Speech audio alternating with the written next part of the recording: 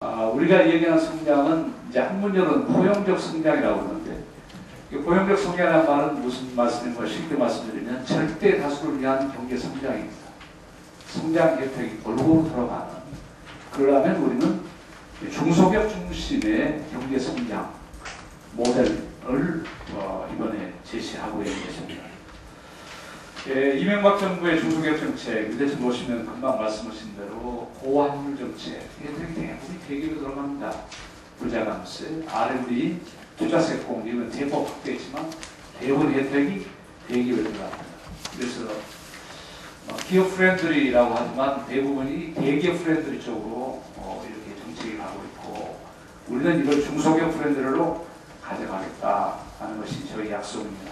그 앞에 보시면 이 페이지, 유민주당의 우리 중소기업의 약속은 이게 성장 동력을 중소기업에서 찾고자 한다. 그래서 우리 성장 전략은 중소기업 중심의 신앙경제다. 이렇게 이제 우리가 비전을 던지고, 구체적으로 그러면 어떻게 해야 중소기업 중심의 성장 동력을 할 것인가. 10개 브랜드 정책을 내놨습니다. 중소기업 정책에 관한 여러 가지 정책이지만 우리가 모든 걸 담는 것보다도 대표적인 거 10개를 뽑아서 약속을 하는 겁니다. 첫 번째 약속은 인력 문제입니다. 아시겠지만 중소기업에서 가장 큰 문제는 두 가지가 아니겠습니까? 하나는 판로 문제, 하나는 인력의 문제 아니겠어요? 그래서 인력 문제가 아까 이사장님께서도 건의가 있었습니다만, 정책 과제를 보시면 우선 병역 특례 문제입니다. 중소기업이 우수 인력을 뽑는 아마 유일한 길이 병역 특례일 겁니다. 병역 특례가 2012년부터 폐지가 됩니다. 이거 막아야 되고, 또 현재 병역 특례 중에서 공익요원으로 쓰고 있는 사람들이 있어요.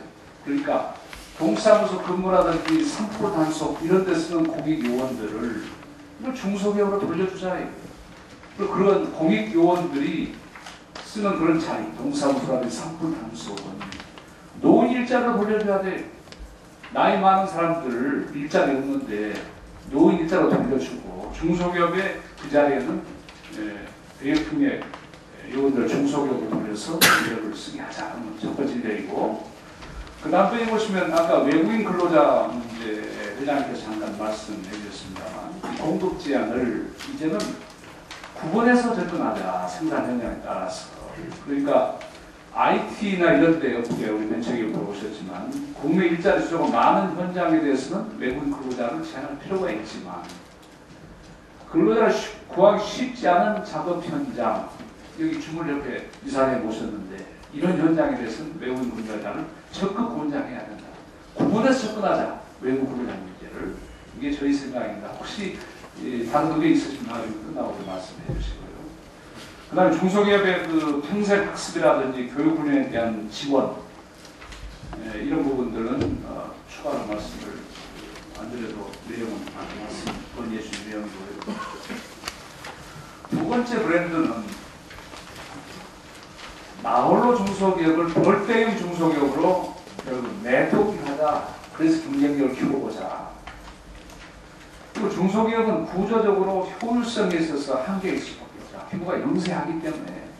그래서 개별적으로 중소기업이 효율성을 추구하거나 경쟁력을 갖추기 어렵기 때문에 이 중소기업을 지금까지 주원 정책이 대부분 직접 지원, 개별 지원 이런 형태였습니다. 근데 중소기업에 직접 지원하고 개별 지원해가지고는 경쟁력을 올리는 데는 구조적인 한계가 있기 때문에 개별 기업에 대한 직접 자금 지원보다는 이런 간접 지원, 자금 지원에서 인프라나 서비스 지원, 공동사업 지원 이런 형태로 가서 경쟁력을 전환으로 바꿔 가보면 어떨까 하는 생각입니다.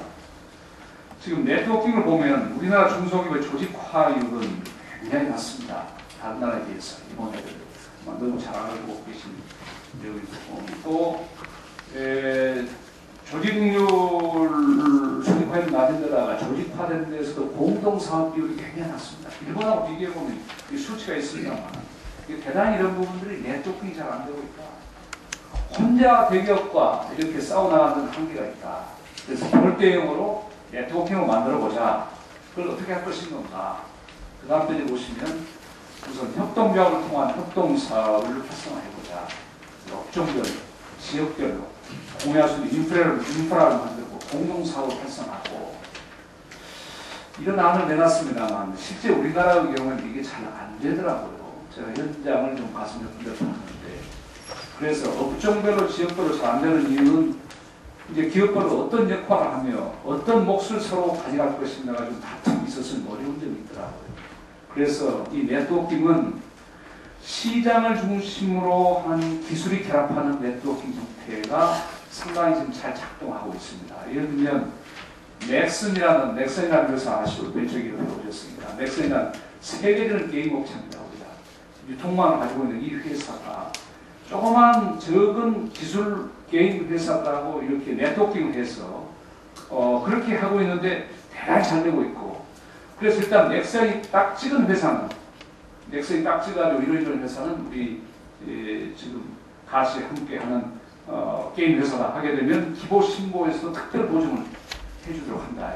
기보 신고도 이걸 원하고 있어요. 그러니까 우리도 어디를 특별 지원을 하고 싶은데 어디를 지원할지 모르는데 넥슨이 딱딱 찍어오면 자 이게 우리하고 네트워킹에 대해서 우리 함께하는 그 세계 시장에 같이 나가는 거다 하면 자기들도 굉장히 쉽겠다 보증해주는데 특별 보증을.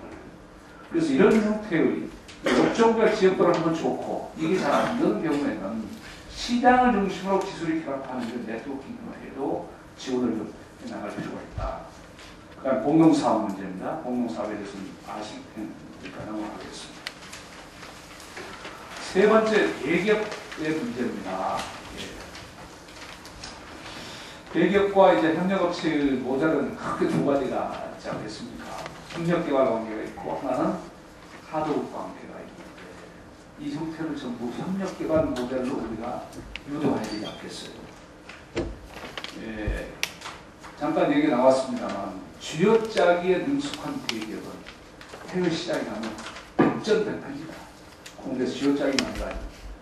일본의 마지막 자존심이 보였다가 무너지는 것도 이것과 무관치 않습니다. 우리나라는 훨씬 사실은 더 걱정이 됩니다. 일본 같은 상생협력을 모델을 가진 나라도 저런 일이 생기는데 우리는 일본보다는 이런 부분이 대기업과 이 상생 모델이 훨씬 약합니다. 이 부분에 상당한 저희 민주당은 과감한 접근하지 않으면 안 된다. 지금까지 했던 접근만 가지고 이 문제가 풀어지기 어렵다 보고 저희 나름대로 상당히 대범한 접근을 이 부분에서 이번에 정책을 내놓았습니다. 어떤 부분인가 하니 보시면 상생 모델을 바꿔가서 8페이지 보시면 징벌적 손해배상 제도 이거 상당히 어렵게 결정했습니다. 그러니까 불공정 거래 행위로 해서 손해본 금액의 3배까지 대기업이 배상하도록 하는 제도입니다. 징벌적 손해배상 제도가 이 제도를 지금 도입을 저희가 하려고 하는데 문제는 이 제도를 아무리 도입을 해도 신고해라 너희들이 하청업체가 협력업체가 이런 피해가 있으면 신고하면 보상해주겠다 이렇게 신고로부터 출발하는 제도는 이건 무효입니다. 유명무실합니다. 실제적으로 불공정 신고를 감히 할 수 있는 업체가 얼마나 되겠어요. 당장 반출 끊었는데 그래서 저희가 이번에 생각해낸 것이 불공정 거래에 대한 사전 예시제를 도입하는 거예요. 예를 들면 이런 제도는 불공정한 것이다 하고 미리서 못을 바꾸는 거예요. 예를 들어서 원가 계산서를 요구한다라든지 말로만 발주한다라든지 또는 제안서를 내라 해서 제안서를 내니까 그 아이디어를 가로챈다라든지 이런 걸 사전 예시를 딱 묶어서 이것을 신고가 없더라도 불공정을 본다 해서 증벌적인 손해배상을 할 수 있는 제도로 가야겠다. 제가 이 부분을 가지고 상당히 고심했습니다. 이 부분을 우리가 어떻게 도입할 것인가. 근데 찾아보니까 해외 사례 글로벌 스탠다드에 맞습니다.